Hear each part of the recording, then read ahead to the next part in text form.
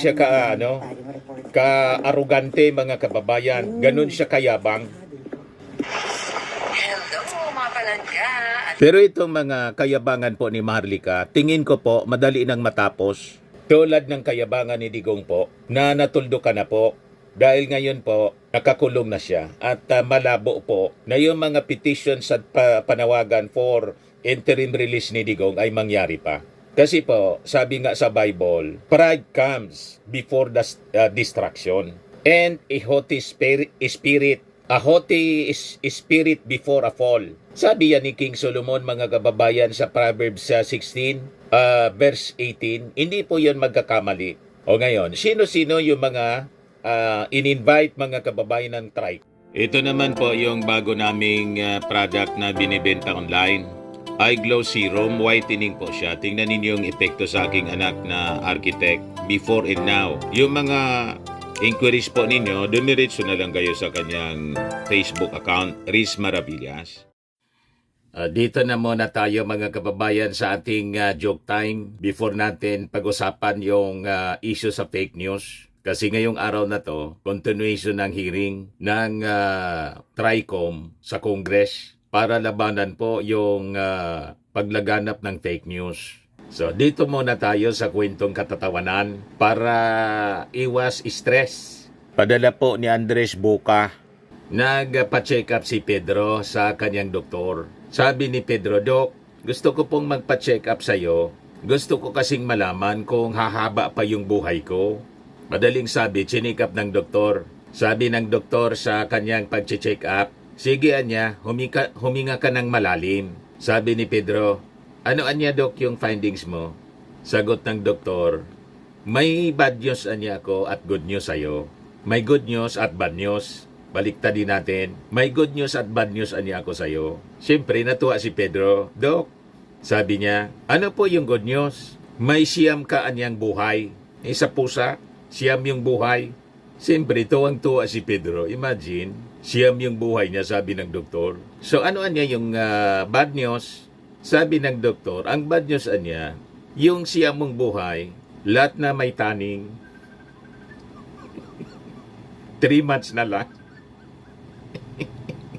Siyam nga yung buhay po, pero 3 months na lang ang taning ng bawat buhay niyang siyam. Matik na po, joke man lang. 200 pesos, pakipadala na lang ng GCash number po ninyo. Kasali ka na rin sa ating monthly draw, 5,000 pesos yung cash prize pag nabonot. Kung hindi ka mabobonot, sa December qualified ka pa rin. 10,000 pesos yung cash prize. So kasama ka na rin dito sa ating raffle draw. Dito na tayo mga kababayan sa ating topic kasi ongoing ngayon po yung ginagawang hearing ng TRICOM. Ang presiding ngayon si Congressman Johnny Pimentel.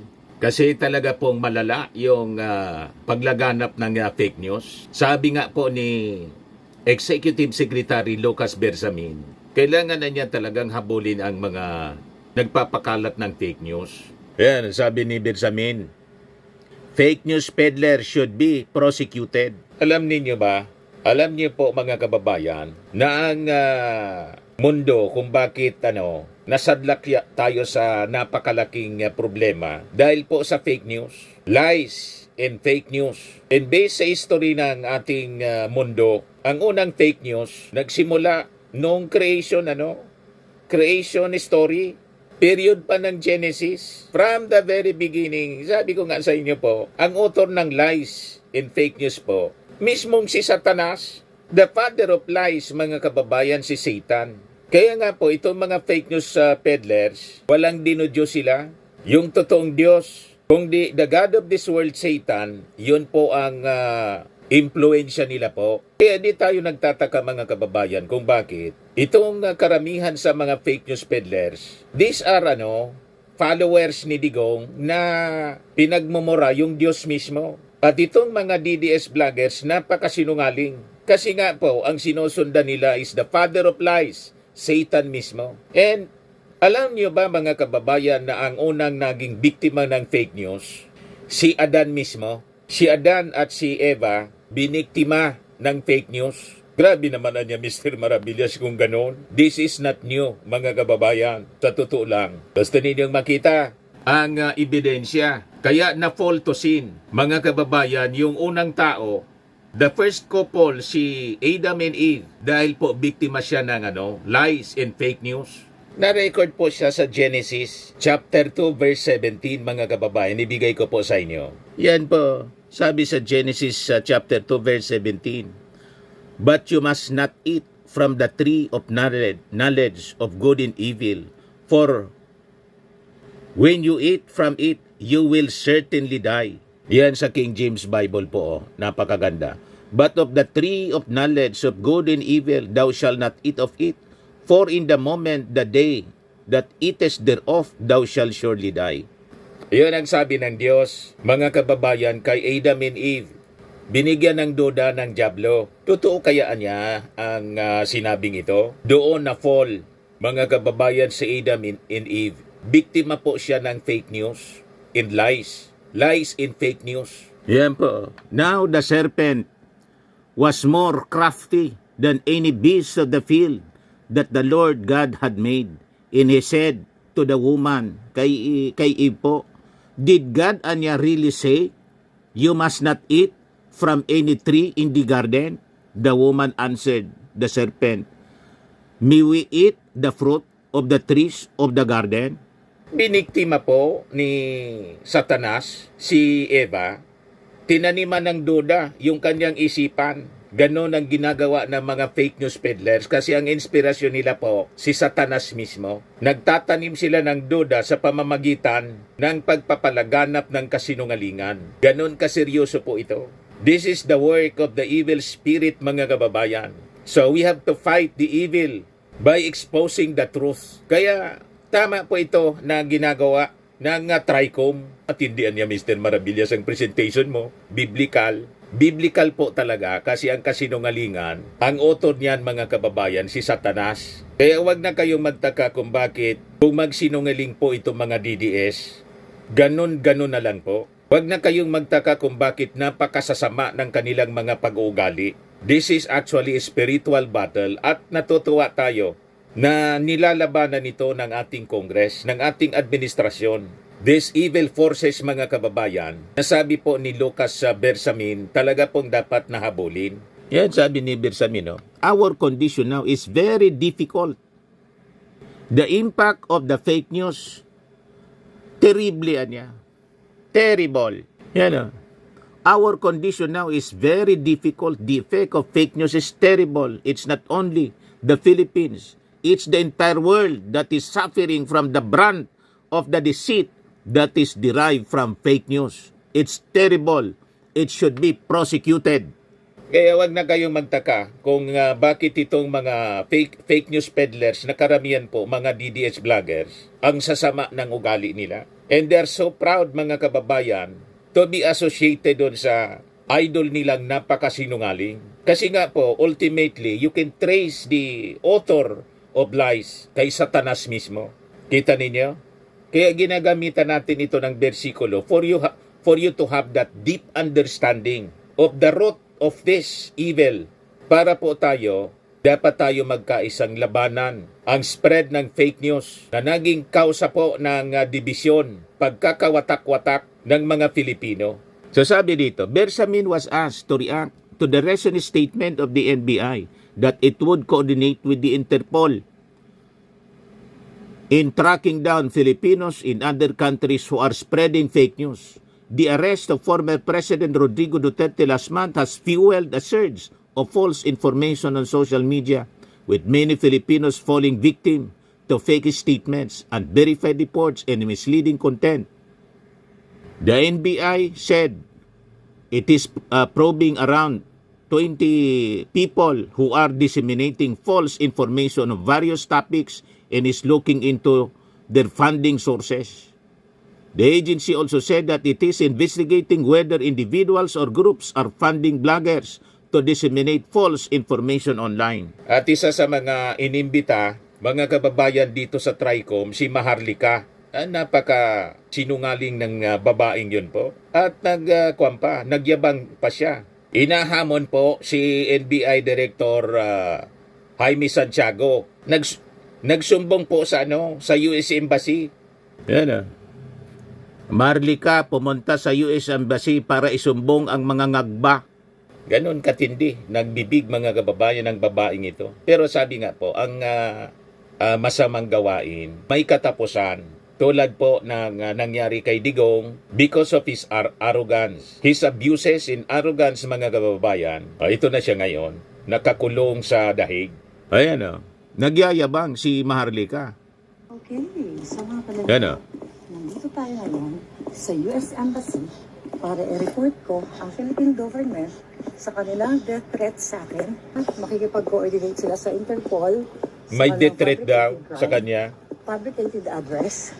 Sabi ng NBI na they will hunt me down even I'm not in the Philippines. Me down in the US or wherever I am. So we're here. I will ask the government. I will report, the incident to the US government. Kaya good luck. Santiago, ang bangag. Okay. So, ganun siya ka-arugante mga kababayan. Ganun siya kayabang. Hello, mga palangga. Pero itong mga kayabangan po ni Maharlika, tingin ko po, madali nang matapos. Tulad ng kayabangan ni Digong po, na natuldo ka na po. Dahil ngayon po, nakakulong na siya. At malabo po na yung mga petitions at panawagan for interim release ni Digong ay mangyari pa. Kasi po, sabi nga sa Bible, pride comes before the destruction. And a haughty spirit before a fall. Sabi yan ni King Solomon mga kababayan sa Proverbs 16, verse 18, hindi po yun magkakamali. O ngayon, sino-sino yung mga in-invite mga kababayan ng TRICOM? Ito yung mga in-invite based sa report ng News 5. Si Ernesto Abines Jr., Lorraine Badoy, Susan Batalla, Cathy Binag, Jeffrey Celis, Glenn Chong, Claire Eden Contreras, si Maharlika po, Lord Byron Cristobal, Jeffrey Cruz, Alex Distor, Peebles Doque, Claro Ganak, Edwin Hamora, Elmer Hugalbot, Julius Milanosi Maui, Jose Smith Medina, Alvin Montero, Jonathan Morales, Cyrus Priglo, Darwin Salceda, Sas Rogando Sasot, Maricar Sirano, Kister Jantan, pati yung si Vivian Velez. Kaibigan natin ito si Vivian Velez. Nakasama natin mga kababayan noon sa isang negosyo natin, itong Firmax. Pero inactive na siya ngayon. So si Maharlika nasa Amerika, si Sasot at sabi nasa China. So kahit hindi sila dumating, itong pag-ignore nila sa mga invitations ng Congress, dinadaan sa proseso po ng ating TRICOM. And later on, pag continuous yung kanilang pag-ignore, ilalabas na po yung summon sa kanila, iko-contempt sila, tulad ni Harry Roque, magiging wanted po sila. And doon po ipag-uutos ng Congress ang paghahabol sa kanila. Other than siyempre, pwedeng i-build up yung kaso laban po sa kanila. Kasi sabi nga po ni E.S. Lucas Bersamin, terribly niya, they should be prosecuted sa kanilang mga ginagawa. Kasi nakataya na po yung national security ng ating bansa. Ganun kalala ang pagpapakalat nila ng fake news. Ngayon, pakinggan natin yung ginagawang inquiry, hearing ng TRICOM. Ayan po. Tingnan natin kung sino yung mga nag-attend. Morning to my co-chairs, to the resource persons, members of Si Johnny Pimentel. We're gathered here today to continue our hearing on the critical issue of fake news, disinformation, and misinformation. This is the fourth hearing of the TRICOM. And as we convene, we find ourselves at a crucial juncture where digital landscape continues to evolve rapidly, presenting both challenges and opportunities for communication and information dissemination. The rapid evolution of technology and the rise of digital communication platforms have transformed the way we consume information. While these advancements have brought numerous benefits, they have also facilitated the spread of false narratives, manipulated truths, and an increasingly polarized public discourse. Today, we confront the daunting challenge of safeguarding our democracy and the integrity of our information ecosystem. Disinformation campaigns and the proliferation of fake news not only mislead citizens, but they also undermine trust in our institutions, weaponize public opinion, and threaten the very foundations of our democratic processes. Lalong-lalo na po sa panahon ito na kung saan ay naglipa na ang mga fake news laban sa mga tumatabo ngayong eleksyon. Nakakalungkot isipin na sa pagpapakalat ng mga maling impormasyon, hindi lang ang taong kanilang sinisiraan ang apektado, ngunit pati na rin ang ating bansa. Dapat tayo maging mapanuri. Huwag nating ipagwalang bala at bagkus labanan ang mga ganitong maling gawain. Together, we can confront the challenges posed by fake news and disinformation, ensuring a healthier public discourse. At sa hearing na ito, we will continue our exploration of the multidimensional aspects of this crisis, examining the roles of social media platforms, the impact of algorithmic amplification, and the psychological mechanisms that make individuals susceptible to false information. We invited and will hear from experts, advocates, and those on the front lines of combating this misinformation epidemic, as well as those who have been adversely affected by its far-reaching consequences. Our goal for today is not simply to identify the problems, but to forge a path forward, developing actionable strategies for education, policy reform, and technology that can counter these threats. We owe it to ourselves, to the future generations, and to the principles of truth and integrity upon which our society is built. At gaya po ng sinabi ko nung nakaraang pagdinig ng TRICOM, as we engage with our witnesses and panelists today, I urge each and every one of us to approach this inquiry with open minds and collaborative spirit. It is only through this kind of thoughtful dialogue and a concerted effort that we can uphold the integrity of information and empower individuals to become discerning consumer of news. I hope everybody will engage thoughtfully and openly as we delve into this pressing issue that not only threatens our present but also shapes our collective future. Let us work together to reclaim the narrative, restore trust, and uphold the values that define us. Maraming salamat po sa lahat. O ngayon, yung mga social media vloggers, mga kababayan, na in-invite, pakinggan natin kung sino yung mga present. Platforms. Your Honors, we have in attendance Director Rafael Frankel from Meta and Mr. Rob Abrams. From the broadcast industry, we have Attorney Rodolfo Larabal, the legal counsel for the kapisanan ng mga broadcasters sa Pilipinas, and Attorney Mark Tolentino. From the MBC Media Group, or the Manila Broadcasting Company, we have Attorney Rina Seco, the counsel for MBC. In attendance also are Mr. Miko David, President of the Digital Marketing Association of the Philippines, Mr. Gerardo Sandoval, Vice President of the Social Weather Station,